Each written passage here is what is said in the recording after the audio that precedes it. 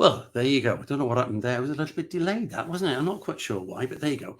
So we're all here. Good evening and welcome to Talking Songs with me, Rowland Jones. I don't know. How's it been? Has it been any better? It's been raining again today. It's not very good. I think we're all about ready for a bit of sunshine at the moment. So what am I going to sing about today? I've just gone into a flat now. Right, I shall make myself comfortable, grab a guitar. This is just an update on where we're up to. We've now hit 107,000 viewers in total.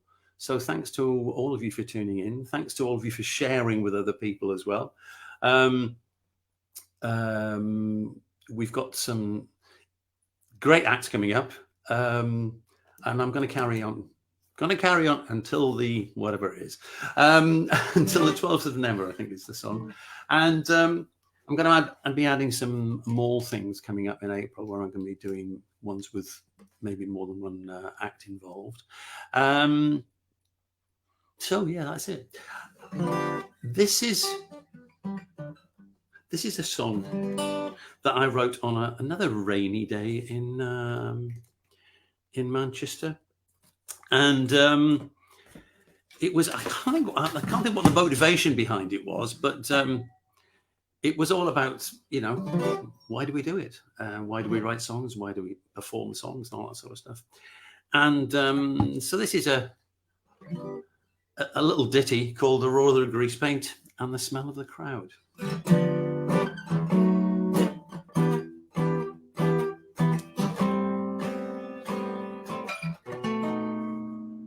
I picked up guitar when I was 15, learned some chords to strum along.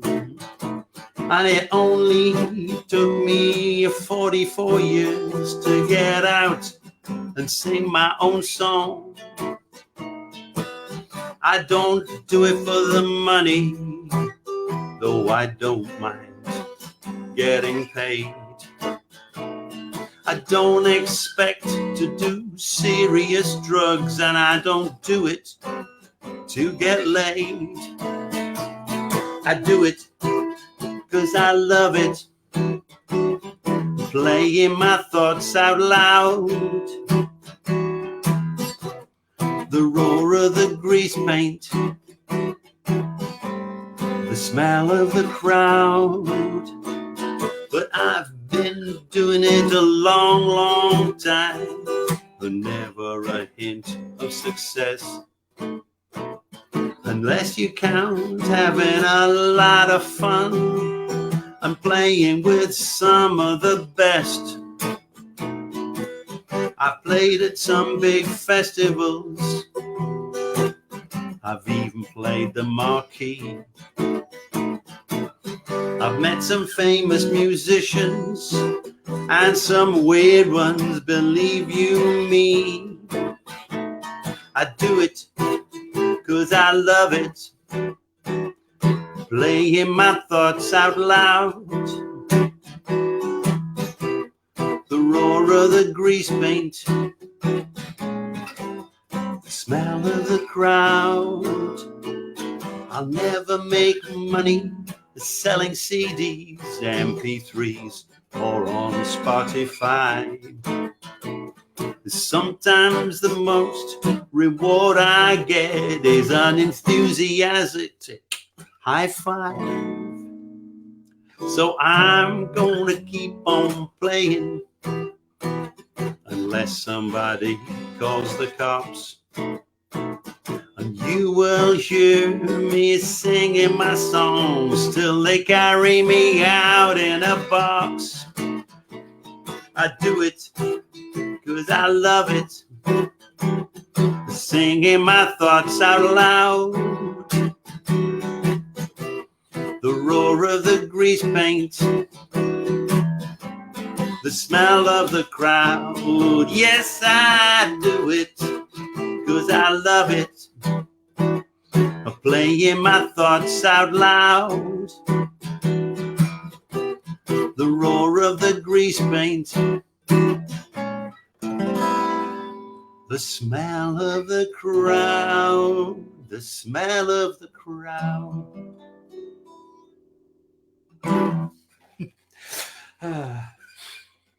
Gosh, I haven't played that for ages. So settle myself down. I'll get my pencil and my drink, and I'd like to introduce you to my guest for this evening, who is Taylor Giacoma. How are you doing, Taylor? Hello. Right. The first thing we've got to say is there is a we have something very much in common, don't we? I think we probably have a lot of. Well, we have a lot of things in common. Yeah, that's true. Yeah, I because we've got these little banners and things we can do here, which show. And I wasn't quite sure how Taylor pronounced her surname, but I checked it up, and then I said, "What?" I said, "Well, how do you want it on your on your banner?" And she said she's got mynameshardtospell.com, which I think is brilliant, and it's very much on the same sort of plane as I'm thinking, because I actually have had one that's Rowland with a W.com for the very same reason, because it is irritating, isn't it? You know, people can't even get your name right. Well, Where have you gone? Hello? Hello? You've just frozen. Oh, what's happened there? Taylor, where are you? Oh dear. Not like that happened before. I actually got. Oh. Am I there? Yeah, you're back there. You're back here now. Hello. You locked room. up. Right, you locked up suddenly then. Oh, did I? I hope I had a good expression. So far when I've frozen on Zoom. Was it? It was quite elegant. It was quite elegant. Yeah, that's good. Okay. Yeah, sorry about that. Just it was a wrinkle in the matrix. I bet. Okay, so you were talking about your name. My name. I was really trying hard to put my music out there into the world and to get people to want to hear more. And so I was playing these bars and clubs and things in New York City, open mics, and, as ever, introducing myself. And I just realized that in real life, the hope of somebody running home and Googling Taylor Giacoma successfully was just, that wasn't going to happen with the best will in the world. It wasn't going to happen. And I grew up listening to my father spell our name, and he had like this way of saying it with this rhythm: G as in George, I-A-C-O, M as in Mary, A. And I took on the same thing. But you get to a certain point in your life and you're like, I've spent a lot of it spelling my name. So on a lark, I was like, I wonder if mynameshardtospell.com is taken yet. And it wasn't.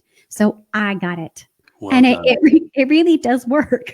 Yes, I have to admit, I have considered using my first name, because Rowland's my middle name, and calling myself Tom Jones, of course. There could be a slight problem there, but it's not unusual. It's the thing is that I am Tom Jones the third, because my father was Tom Jones and my grandfather was Tom Jones. And actually, at least I do have a legal right to the name, whereas Tom Jones is actually not called Tom Jones. So I'm going to start calling myself Tom Jones. Just to confuse it. Just mess with people, man. Well, it's a popular name, Jones. I mean, the funny thing is that Leslie was born a Jones as well. So, we're both Welsh, and Leslie's mother was called Mary Jones, and my mother was called Mary Jones, and my mother was born Jones as well. So we are Joneses through and through. There's no doubt about that. Yeah. So enough about let's get on with the music. Okay, so when did music start for you? Oh gosh, I don't think there was a particular starting point. I think I was always singing, and actually, I don't remember not playing piano. There are pictures of me, like 2-ish, sitting at the piano, not doing anything fancy either. But I was fascinated by the piano and playing it. I played by ear for a long time as a child before I wanted access to some of the music that I heard some of my friends playing. And I was it was past the point that I could listen to it and then copy it, because that's what I would do. My dad would play records. Yes, records, sometimes tapes. And I'd be like, oh, that's a nice sound. I want to make that sound. And I didn't know what I was doing, but I would make that sound. And then, and yeah, I wanted access to more than that. Actually, my mother was a great believer that if you wanted to do something, that there was probably a book to at least get you started. She was really keen on this. And in our piano bench, there was a little book called Roger Evans Learn to Play Piano. And I was like, I think I will. And so I picked it up and in very Taylor fashion, just started sort of making my way through, teaching myself how to read the music. And in fact, I got through the treble clef. This is funny. And I was like, I think I've got the hang of this. And I sort of like sped read the bass clef bit. And so I was playing things with two hands. And my father, who's also musical, said to me, Taylor, I don't think that's right. Yes, it is. Yes. Well, it wasn't, because I hadn't really stopped to realize the bass clef was considerably different. The lines and spaces meant. Anyway. Nice. That's good. I like that. Lots of things moved on from there, but that was that was probably one of the first really big turning points, me sort of saying, I want access to that and going for it. So did you then take formal lessons? I did. Actually, it was still, I don't know if it was a year or so after that. My grandfather, my mother's father, heard me play. And he wept. And he said, you have to take lessons. He wanted that for me. And so he got lessons for me. Oh, really? And that was another huge turning point, because as anyone knows who's ever taken lessons, you can do a lot yourself. I really believe in people accessing what resources they can. But when you have somebody who knows more than you to kind of lead you along the way and sort of just help steer you with even the use of the resources, it can change everything. And it did. Excellent. Okay, well, that's a good point. Let's how about playing us a song then? I shall. We're going to play it first.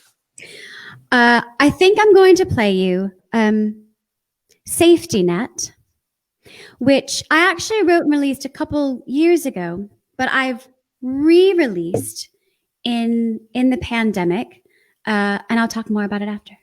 Cool.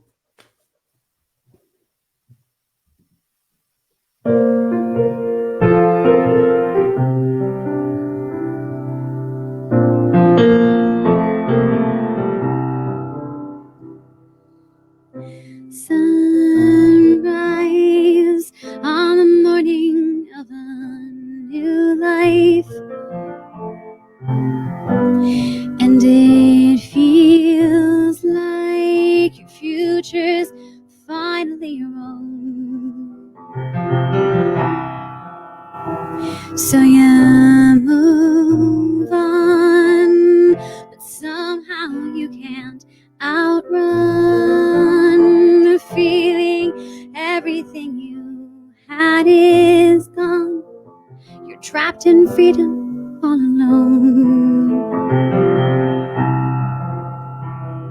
You look at the sky with your back to the past, on the edge of a hope that you just can't remember. You wish you could fly, but the ground's coming fast, and your heart's burdened heavy by what it can't forget. But if you're ready to fall, then you're ready to fly, because falling's just flying, that hasn't worked yet. And if you fall, I will catch you. You're safe in my arms. I will be your safety net.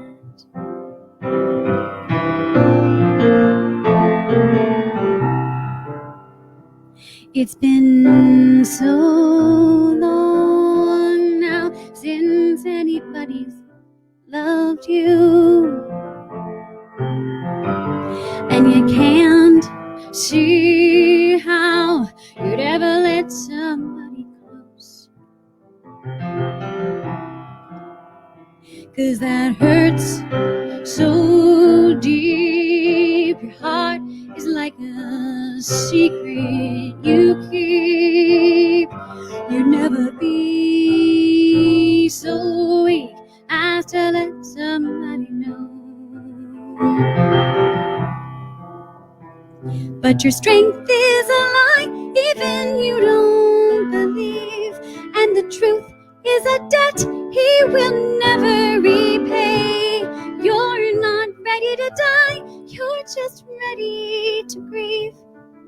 And all that you've lost is the myth of the cage. But if you're ready to fall, then you're ready to fly. Because falling's just flying, that hasn't worked yet. And if you fall, I will catch you. You're safe in my arms. I will be your safety net. They say, just hold on. They say, try to let it go.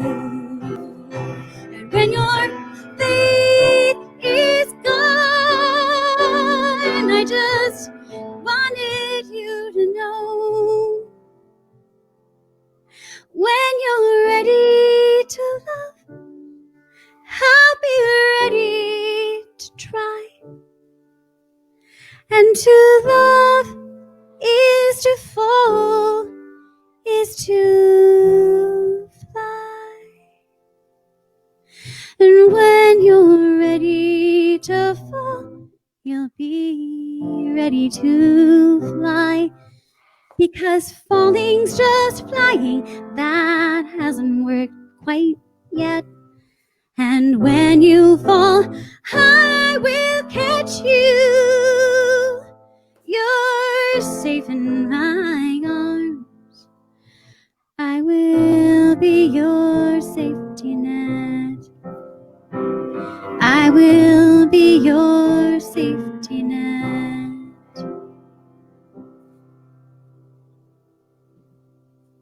Great. Thank you. I do like that falling is flying that hasn't worked yet. Great. Lovely stuff. What how long ago did you write that? Did you say you wrote that a while ago? I was actually just trying to think about when I first wrote it. And it's 3 years and change ago, I think. But then well, all of the songs that I've written and released they're me and a piano, or on one of my albums I have some other musicians who were gigging with me at the time. But I've never even tried to sort of produce one of my songs more bigly, you know, to get that sort of more big produced sound. It is what it is, me and a piano, and I hope it kind of stands on its own. But there's something wonderful about that big produced sound.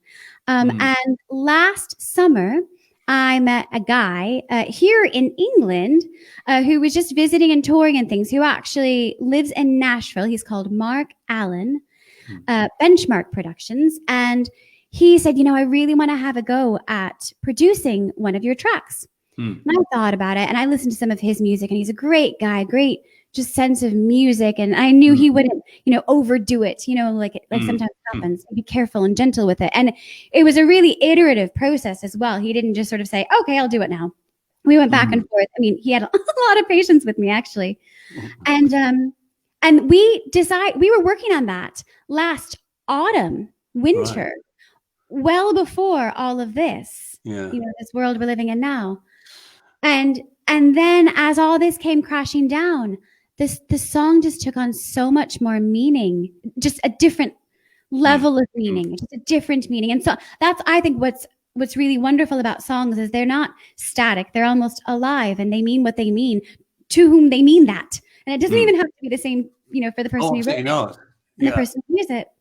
And so we just felt really passionate about releasing it, because we actually dithered over, you know, is this the right time to release music? Because we don't want to be disrespectful to this really difficult time. And I thought, no, it's not at all. It's, you know, we're spreading a little bit of joy and hope, and on the very topic that might actually be really good to hear. And I mean, to me, Safetynet is everything. I mean, regardless of the origins of the song, this idea that we all need each other more than anything. We need each other. And then the really big safety net, the NHS, that really comes to the fore for me. And so we released it. And then Wayne McDonald, I don't know if you know him, of Picnic Area. Manchester band picnic area. Oh, right. Yeah. Yeah.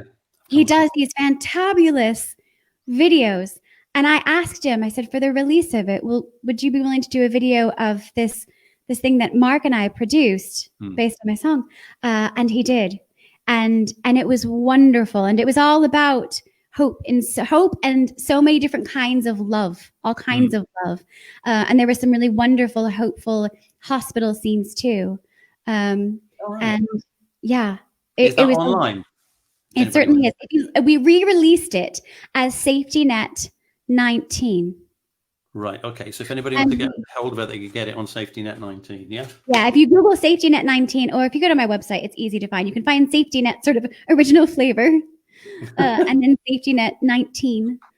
And we raised some money for Stockport Mind, because of course, in terms of a safety net, the one that a lot of us have needed throughout is not necessarily. Sometimes it's financial, sometimes it's physical, sometimes it's, will you watch the kids? I have to go do 5 jobs at once, and I can't homeschool them at the same time. Whatever it is for whatever people, the mental health safety net, I feel like, is one that a lot of us have needed and hopefully had and found in our loved ones and friends. I think you're right. I mean, there's an amazing amount of stress that's been involved with this. I mean, obviously people are at the front line are going through an incredibly stressful time. But as you say, there's all sorts of other things going on. There's people dealing with illness in their families. There's people dealing with just being on their own, people dealing with having no money. It is incredibly stressful. And also, I've read quite a few things recently about, on a much more basic level, how people are actually a little bit nervous about it going back to normal, as to how they will deal with it. I read a column this morning by, Jenny Eclair, the comedian. No, I don't think I do. No, she did a column in the Independent this morning, and in fact, it's her birthday, and she was saying about how that she's nervous about the idea of whether she'll be able to meet up with a bunch of friends and have dinner with them or a meal with them, and to suddenly be in close proximity with people again. And she's actually quite nervous about that. The other thing she said, because she's a comedian after all, she said, I'm also worried about having to wear clothes. She said, I've been dressed. She said, I've not eaten in anything other than wearing a nightie for the last year, which I thought that drags it down to a more mundane level. But so, okay, songwriting. So what's the incentive for you? Are you a disciplined songwriter? Do you say, right, I need to write something for this album, or I need to write this song, or does it just happen? And what makes it happen? That's a really good question. Closer to it just happens. What is my incentive, as in what drives me? I definitely create what I want to create. I once knew a songwriter and poet who said he didn't believe he actually created anything. He sort of found it. And sometimes it feels like that. For me, I think Leonardo da Vinci said it first, actually. Right. I think he said something to the effect of that. I think it was da Vinci who said that in sculpture, what you do is you find what's in the block of marble. That's beautiful. Was it? I think it was da Vinci. And so when I wasn't meant to put down your friend. I'm sorry. No. It wasn't you who said it first. God rest his soul. No, it's funny for me when it really takes over. And it's very hard to explain, but there'll be sort of a seedling. And if I sort of water it in my brain, it can like really take over to where it is all consuming, and I have to just take time out of whatever else I'm doing as a musician and attend to creating this thing that wants to be created. And does it tend to be something that is a concept, an idea, or is it a phrase, or is it a musical phrase, or is it a chord sequence, or is it a mood, or can it be any of those things? It can be any of those things. I think sometimes a phrase will catch me off guard, like, oh, what's that? And it's a seedling. Sometimes it's a little melody that I stumble across. Sometimes I'm even noodling, and the first seedling is sort of a progression that I hadn't thought of, or hadn't thought of in that key, or I hadn't hummed to before. It can be a rhythmic idea.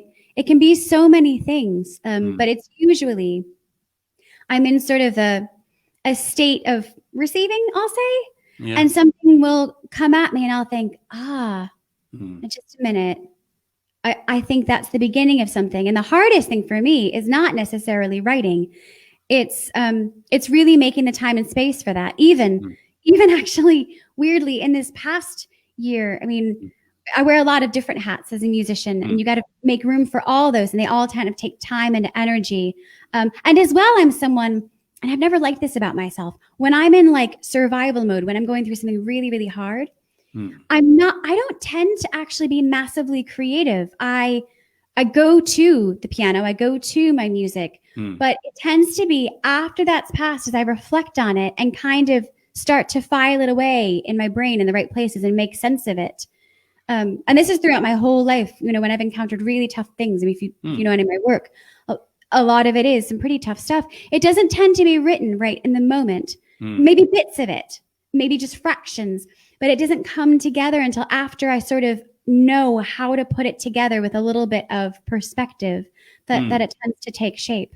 When you get to that point, do you find that you then complete? I know you said before that the meaning of the song can change within its life, but once you've actually written the song and you've gone through this process, does the song always stay the same, or do the words move? Do the rhythm of it move? Does it evolve? It by that point, by the time it reaches other people's ears, when it's sort of, you know, ding, the oven goes ding, I know it's ready. It's a very funny thing, because I applaud artists who are always looking at their work going, you know what, that could be a little better. And not that I have a problem with it, but I think I actually don't write a ton of material either. And I wouldn't say my output is, you know, particularly prolific by anyone's standards, but it's because I sit with something and I'll sometimes be with it for really kind of a long time. And then there's this moment, and it's really hard to explain, but I can feel it when I'm like, yes, that's right. And sometimes it's a bit at a time, and then I know that it's whole. And because I can be massively obsessive, I mean, to a fault, I think I would probably destroy my songs by taking them apart over and over again if I didn't sort of say, okay, I've created that now. There is no such thing as a perfect song. There's no such thing. Really. There's a lot of evidence. I mean, lots of things I've read by writers, painters, composers, songwriters, creative people in general, who say that the difficult thing is finding a point where it is complete and it's finished, so you can then move on to something else. And the quote that I use constantly was James Thurber once said, "Don't get it right, get it written." Yeah, well, because what is right anyway? Yeah, exactly. Yeah, but that was his whole point, is that you and I think it's one of the dangers of modern technologies. You can fiddle with things until, you know, the year dot. And it doesn't necessarily make it any better. And sometimes you can spend days fiddling with something or other, and when you come back to the following day, you think, well, actually, it was better before I actually touched it. But I'm sure you've been through that. Okay, are we ready for another song, do you think? I think so. Well, actually, I think you've sparked for me. You've sparked for me one, which is in part an exception to some of what I said, but as a whole is exactly what I was talking about, sort of fractions at a time, and then I know how that fits together. So cool. This is a song called Here and Now.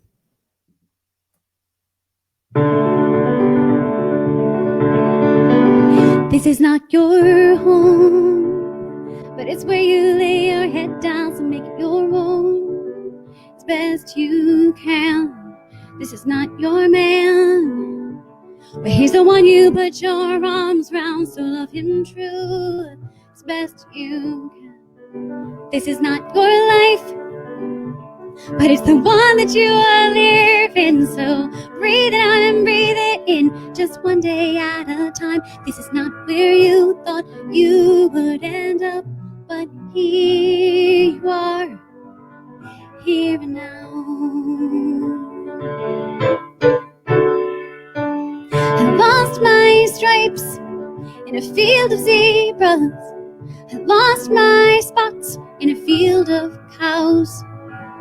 And when I went back to the field to find them, they said, you're not one of us, no. You're not one of us, no. I lost my black in a sky of ravens. I lost my white in a sky of doves. And when I went back to the skies to find them, they said, you're not one of us, no. You're not one of us, love. This is not your home, but it's where you lay your head down, so make it your own as best you can. This is not your man, but he's the one you put your arms round, so love him true as best you can. This is not your life, but it's the one that you are living, so breathe it out and breathe it in, just one day at a time. This is not where you thought you would end up, but here you are, here and now.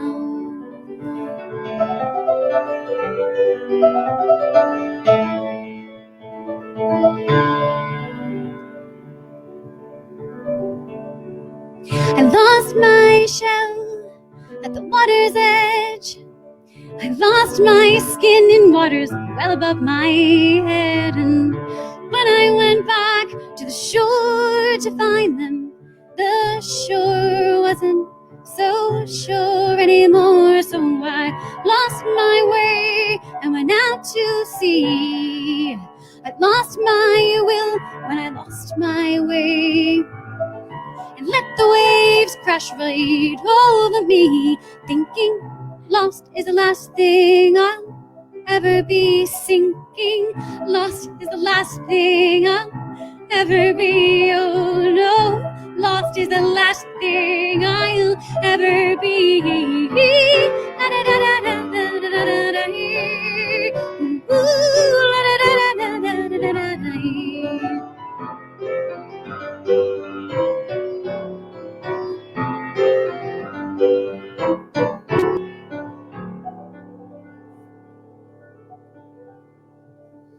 I lost myself when I found my love. I found myself when I lost my love. I found true love when I found myself, and that's enough.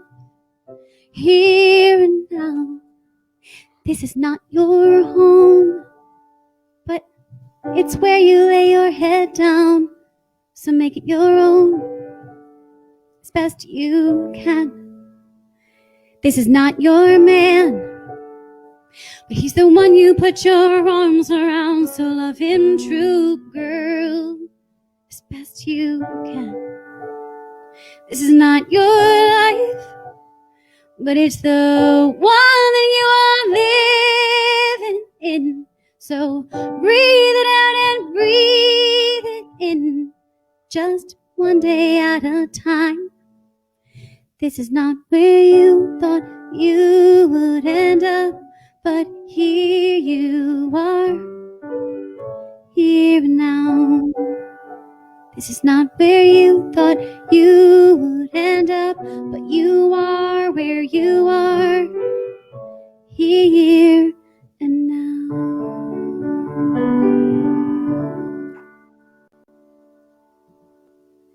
Excellent. Thank you.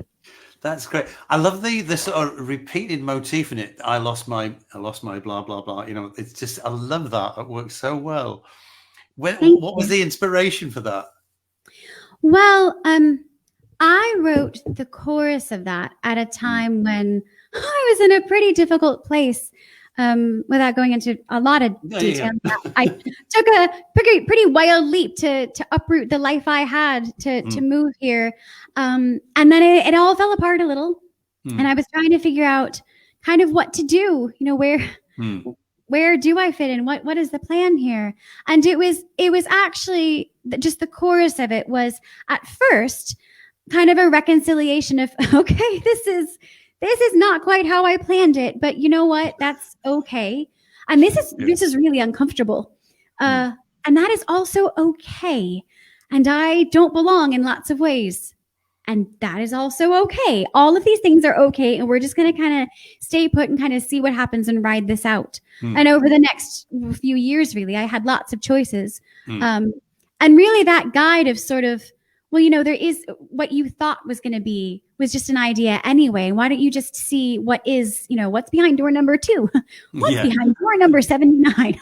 Well, it's kind of riding that out. And, you can't live a life of adventure and also know all the time what's going to happen. Be safe. Yeah, those two things are mutually exclusive. And I do believe in living adventurously. This is it, kids. So do the thing. But that was it. And in fact, I wrote that was one where I wrote the tune. And in fact, then it was quite a ways later that I wrote the tune of the chorus. And then I think I've been listening to a lot of folk music. All right. And there's something that the storytelling and the metaphor in a lot of folk music had been speaking to me. And I think that's how the verses ended up like they did. But still, I actually wrote the entire song, and this is extremely unusual for me. Never happens. I think at the keys. But for whatever reason, that's not how it happened. And I wrote the whole thing. And I even performed it once a cappella. And it was only when I thought, no, there's an emptiness here. There's something that needs to go with this to hold this up, that I wrote the instrumental accompaniment, and I sort of tweaked it. And then the song, then it was done. It was that sort of ding moment. Yeah, that ding moment. Yes, great. Yeah, it's the what you've described as the origin of the song fits perfectly with what the song was. The fact that I'd lost this, I've lost that, and this is where I am, and this is who you are. And also the fact you do it partially in the third person as well, which is quite interesting. That you transfer from the verse, which is in the first person, and then the chorus, which is more in the third person, which is good. So lots of applause appearing on the screen here. That's nice. And a message from Robin Mukherjee, good friend of mine. Saying, You know Robin, yeah? I know Robin. Hi, Robin. Yeah. I think I saw Robin last at the Americana gig, that picnic area, who I was referring to. Right.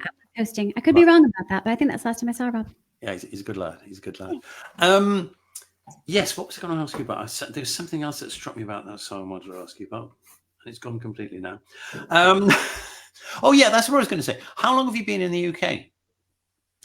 12 years. Right. So you were already performing music in the States. Yes. What did you feel a massive difference when you arrived here? Well, yes, but I'm not sure it's fair to chalk all that up to just the difference of nations. I mean, I was living and sort of performing in New York City, and then I moved here, and actually I took a while to kind of find my feet here. And I mean the vibe of whether it's Manchester or Stockport or the surrounding areas, it's going to be different. Oh yeah. And I don't know. It was different and the same. There's sort of obvious differences. And there's even sort of funny little differences, songwriting tendency differences. But at the heart of it was really the same thing. And to me, that's always what mattered. And so though it was a huge adjustment in many ways, when I sit with people who are wearing their hearts on their sleeves in the form of song, I'm like, you are my people. I don't care where you came from. One of the things that I've noticed a lot, because especially since I've been doing this, is talking to people in the States, is that there seems to be a lot more people, particularly in the Nashville area. I've noticed there's a lot more collaboration in terms of writing than there seems to be, say, in Manchester. Would that fit with your experience? I don't know about New York. But... I don't know. Not my personal experience, but I mean, I think I've always been pretty happy writing on my own. I've collaborated with other artists, but it tends to be that like they've written something like a produced track, and I then maybe spin something over it melodically. Or just recently, I was the featured vocal artist on a friend's song. So I don't know. It's not been my experience, but I mean, I think team songwriting is definitely a thing in Nashville. If you pick up a piece of popular sheet music, it's it's not usually one name. It's usually like 3 or 4. Yeah, and there's and there are a lot of the young people I've spoken out there. The younger writers are always sort of working together, and also not in fixed teams either. They seem to sort of drift around, and they hook up with one person, they hook up with somebody else, they change out. I've got a message here from Keith. Keith Blodwell. Yes. Yeah. He's always sharing my videos. Thank you, Keith. It's quite good because when these comments come up, they start as individual comments to you or to me, or to us, and then they evolve into a conversation. So Robin's joined in, and now Keith's saying, "Oh, good evening, Taylor and Rowland," and hi to Robin too. So, and occasionally there are full conversations going on the right, and as I'm talking to the guest, there's like reams and reams going past. But that's good. I'm fair enough. I'm happy with that. Yeah. What about the in terms of your recording? Do you tend to record things like as they come, sort of a song at a time, or have you planned albums, or are you planning an album? In the beginning, in the beginning, that sounds very grand. No. What day is it? When I first started releasing songs, people were still very much buying and selling and wanting to have CDs. We're talking about sort of 2007. And so at the time, I waited until I had a full album to, press the CDs and do it that way. And I did the same thing, and pretty fast too, because I realized I was transitioning to the UK and I wanted to record with the team that I had in New York to do my second album. But as times moved on, I think there's something great about an album, about a collection of songs that are meant to be listened to together. But I think that a lot of the reason that we were not bound by the album, but that we had to do with the medium, the physical. Yeah. And I feel like as that's evolved, I have just sort of moved on as well. And I don't see any reason to kind of hang on to a song until I can put it on something physical. I've released loads of singles since those 2 albums. Probably a whole album's worth. And I have actually considered, because some people still do like to have a physical CD or even just a sense of a kind of collection. So I've considered putting some songs that I've done since my last album on an album just to have when I'm sort of out. But I think that's an interesting point is the collection of it, because one of the things that I've noticed, because I grew up in an era where albums are albums, and you look forward to an album being released. You took it home, put it on a turntable, and listened to it from start to finish, side 1, then side 2, always in the same order. And now, in a sense, because we no longer have that, there's no necessity to do it. We're not restricted by X number of tracks, and I think in some instances, I feel that's a loss. But on the other hand, lots of people I talk to are sort of saying, okay, well, now I've got the choice. I can either put out a load of singles, or if I've got a group of songs which definitely has a theme to it, then I can group them together. Now, whether they go out in a single package or whether they go out on vinyl even, and I even see people are releasing things on cassette again these days, although why on earth anybody would want a cassette, I've got no idea. But, for number 2 pencils. I have the pencil ready, yeah. It's one of those things. I got commissioned once to do a series of T-shirt designs for a company. They were all images of the 80s, and one of the images was a cassette with a pencil and lots of tape hanging out of it, and it was a series of things like that. And people. Oh, hang on, you've disappeared again. Yes, I think Streamer may have just had a little hiccup. Everything seems okay over here. Yeah, you're back. Okay.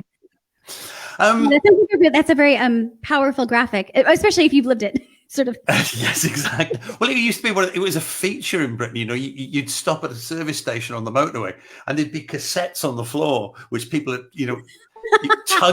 tugged out of the cassette player and hurled out of the window. Just like so frustrating. So what plans have you got currently musically? Do you have any specific projects to hand at the moment that you're thinking, right, I'm that one's just bubbling up nicely, ready to be recorded, completed, or whatever? I have so many. It's a wonderful question, and it's a wonderful problem to have, and I have to look at it that way, because otherwise I will lose my attitude of gratitude, and that is no good. But there are so many songs to be written and recorded and shared in this period of time, in this very difficult period of time. I have actually had to work very, very, very hard to kind of keep all the plates spinning that I choose in my life as a musician. And I've hardly had the space and time to explore some of those seedlings. I feel like they're in like a tiny little greenhouse in a very special place in my brain, going, it'll be okay when it's your time. I'll take you out and and you'll grow to a wonderful tree. So I've got. As soon as you said that, I had visions of a puppy sitting in a corner waiting to be taken out for a walk. You know. Nice. Yes, I have a few very clear song ideas that, again, I just need to devote space and time to them, as well as it's really a project that kind of got put on pause because of the pandemic, and that's it's a massive project. It's like a mini musical. It's a musical work, but not for the intention of staging, like, you know, with a set and things. It's just to be put on stage as a drama in 3 parts called What Will You Say? And it's something that started a few years ago.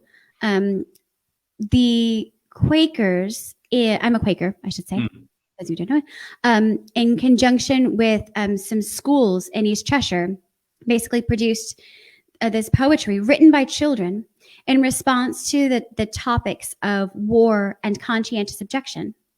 And I was so moved by what I read. And I said, what about setting some of these to music? Well, lots and lots of things have happened. But I initially set some of those poems to music with a piece called Cowards, a musical piece to be performed by young people. And it's young people's words. It's not my words at all. It's just the music that I've sort of brought those words to life with, I hope. Yeah, that's brilliant.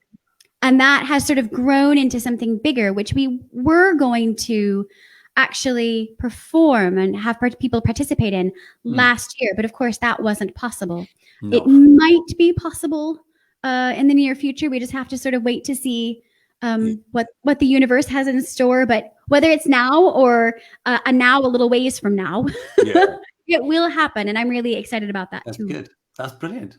Sounds like a good project. So would you like to sing us another song, do you think? I will, always. Yes. How much time have we got? Oh, we've got, well, it's 7:20 now. We can carry on. You can do another couple of songs, no problem at all. Oh, okay. We're not restricted. I mean, normally it works around about an hour, but if it runs 5-10 minutes over that, that's not a problem. Yes, it's not one of those things where you've got the guy in the back going, one more. Exactly. Counting us down. No, that doesn't happen. Okay. Well, I'm thinking about, because it's it's a lovely environment you set up here, actually. So there's an intimacy, which is amazing, actually, because it's so far apart, that I feel like this song kind of has a place. And it's about this pair of cataclysmic magnetic variable stars, which is a mouthful.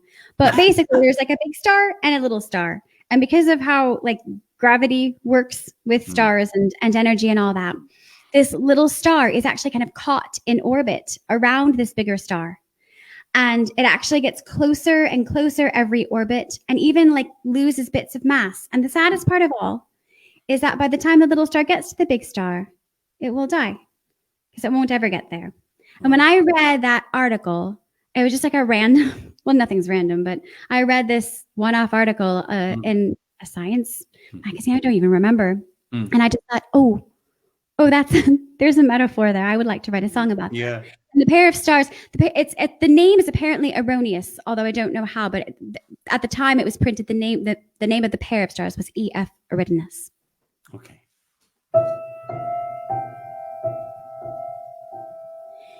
E.F. Eridanus, am I imagining? I am a lot like you. You are a lot like me. You're up there orbiting. I'm down here orbiting. Both of us going around and around and around.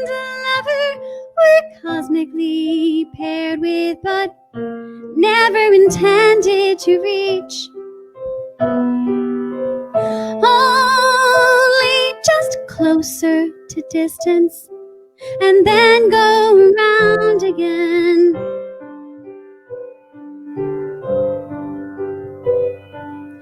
Here in a universe stingy with gravity, I try to find my place, lost in a sky of much brighter, more beautiful, heavenly bodies, totally fixed on the one I am orbiting. I may have lost myself, closer and closer, but farther and farther, and I just keep spinning and spinning and spinning, and I don't have anywhere to go. I just keep falling for him. I just get closer to distance and then go around again.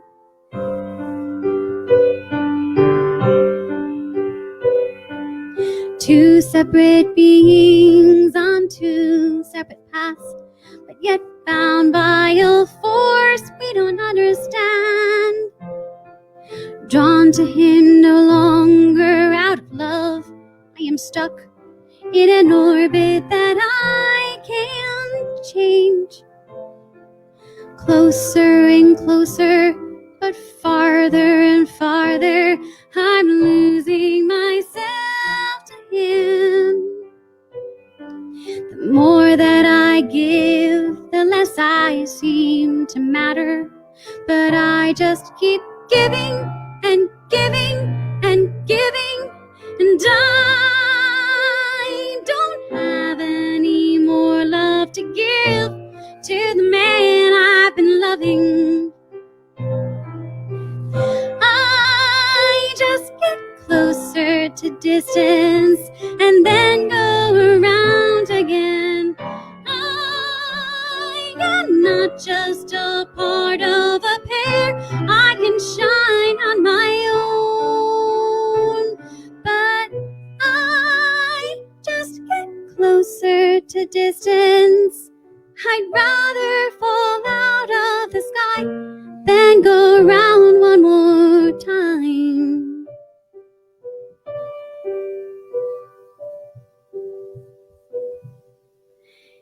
E.F. Eridanus, you have my sympathies. Loneliness comes in pairs for unrequited lovers. Good night, Eridanus, infinite traveler.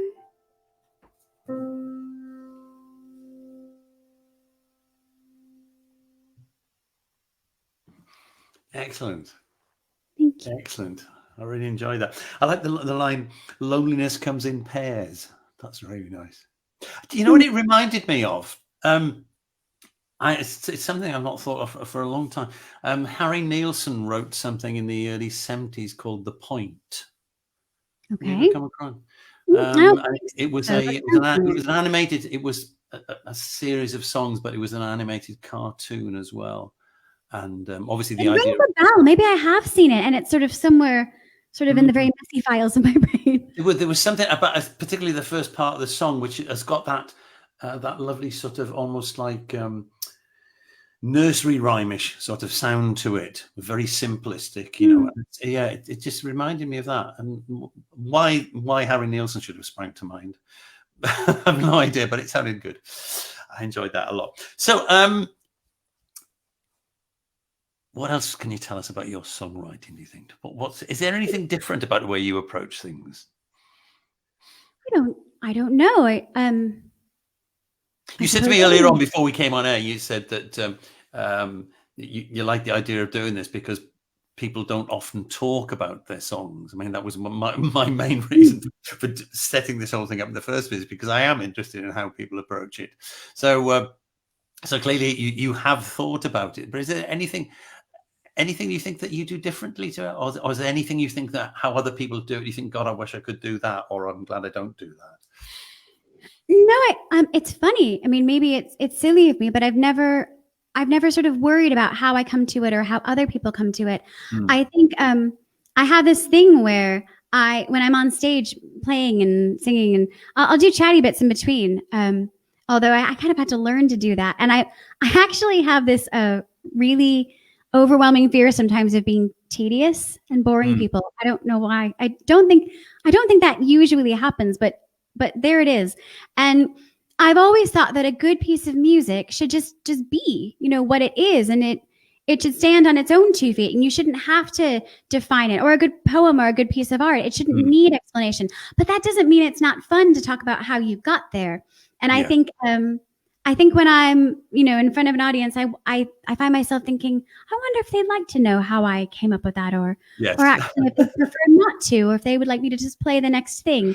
Because, not everybody rocks up to a gig to hear about cataclysmic magnetic stars. No, and that's okay too. That's very true. Never a truer word has been said. But it's quite interesting. I mean, what you say is, because people do vary a lot in it. I mean, you're saying about, some people like to know. It's like, I think it was Joel Meyerowitz, the photographer, when he used to do exhibitions. I mean, it's very, very well-established figure in photography. And when he used to do exhibitions, people would say, yeah, well, what I see here is and he'd say, oh, that's interesting. And that was it. We refused point blank to enter into any conversation with anybody on the basis that, well, okay, if that's what you've seen it, that's fine. That wasn't what I was doing, but as long as you're happy with it, yeah. And a lot of his stuff was, I think he was shot in Connecticut, very much on the coast, and very sort of sparse imagery, and therefore there was lots of ways of different people reading things into it. So it was quite an appropriate response, I thought. We've just had a comment here from Adrian Harrison. Beautiful song. I can hear it on stage in a musical. There you go. That was your last song. Oh, thank you, Adrian. So if people want to get to hear more of your stuff, they can find you at one of our we've got that one, which you think nobody can spell, but we do have. It's not actually that hard, really, but my name is hardtospell.com is more memorable. I think it is. Yeah. I think you're absolutely right there. And also, do you want to give a shout out for Semitone Studios as well? I think it's I surely do. Great. Yes, tell people what Semitone Studios is about. Semitone Studios is a creative home. It is a place for music to be and to flourish. We have 2 and soon to be 3 studios, actually, is the new news. All right. And my studio, which you see part of here, sort of doubles as my kind of do my homework space, my creative space, as well as a kind of a stage. And it doubles as a venue where we have particularly original music artists come to share what they do to an audience that actually sits and listens, sings along if you want them to. Actually, huge shout out to the Semitoners, as we now call ourselves the Semitoners, which we've been going strong throughout this whole time. We meet online. We've met online. Oh, excellent. Yeah. It's a wonderful community of just being with each other, sharing songs, or sharing poems, stories, in whatever form that takes. And it's just about sort of having this space. And I assume you've got your technical assistant helping you out this evening. Do I have my technical assistant? Elaine. My technical assistant. I thought you meant here, and I was like, No. I knew Elaine was there somewhere. Yes. This is not a lone venture. Elaine, otherwise known as Riley Savage of poem and prose fame, is thankfully hosting a little watch party on my page. And David is upstairs in the building, but watching from his own room. And I think Peter is watching as well. Peter Eccles, my business partner, who has helped me get Semitone to where it's at now. And also my business partner, Leslie, is downstairs sending out a watch party as well. So we're all networking furiously. No, I have to say, semitones is a great setup, and one of the great things, as you say, as a performer, to play there, and you know that people are listening, and people are listening to the words, and often you know as you end up playing in gigs where you know that people will catch some of the words, but they can't hear all of them. But the lovely thing about semitone is that they're there, and I know full well that on the occasions I've been there, I've got to a certain song and I can actually hear people joining in bits of the chorus and stuff, and that's lovely. It really is. Oh, well, you're a fave at semitone. We love you because you've been several times. In fact, of course, you were the last performing artist to come and be with us live last year. Oh, gosh, yes, I hadn't realized I was the last, but yeah, it would have been. It was, yeah. Once we realized that the risk of the thing, we stopped the Friday nights, and very soon after, we stopped the lessons here as well. Yeah. Gosh, but we'll be back.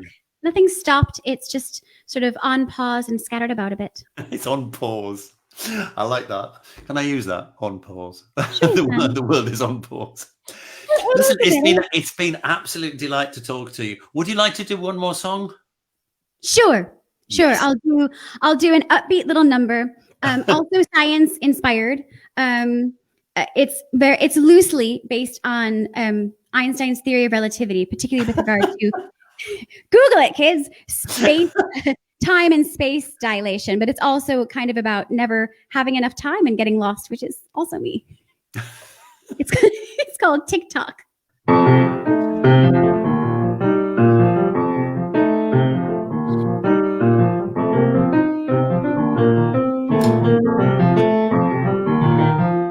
Time goes around in circles for another day. The alarming ring of this indefinite thing means it's time to be on my way. This life show takes a toll, but hey, that's rock and roll. And this rock rolls around the sun at a dizzying pace.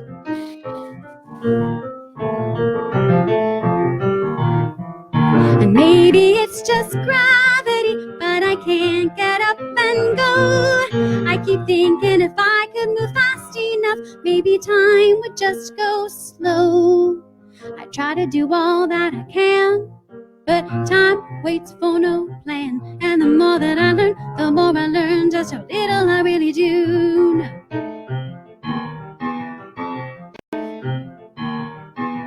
Tick-tock, and I just want to hold those hands, but they go round and round and round. I'm a bird that would rather fly than land. If something's likely to catch me on the ground, my stars are restless in my sky, but then they only want to shine.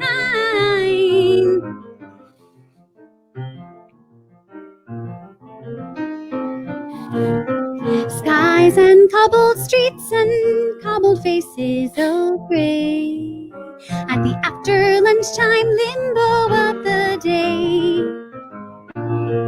The plans that I have made other plans, but at least if I don't know where I'm going, they can't say that I've lost my way. And maybe it's my sanity, but I don't know which way's home. I keep thinking if I could move fast enough, I would have less far to go. The day spins around in the night. Time flies, but not as fast as the light. And if I could fly too, I would try to, and at least I wouldn't be so low.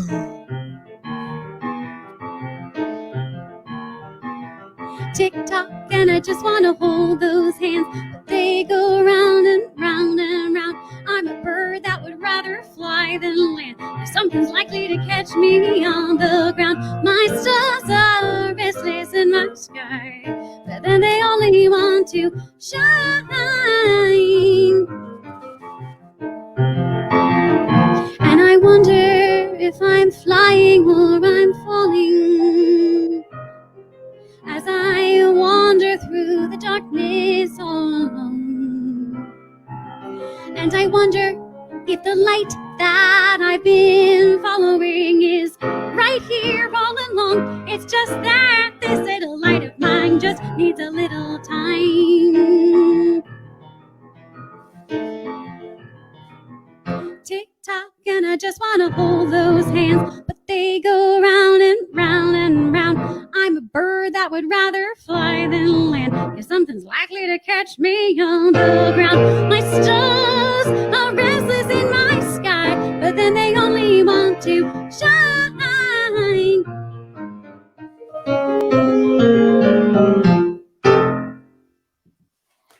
Excellent.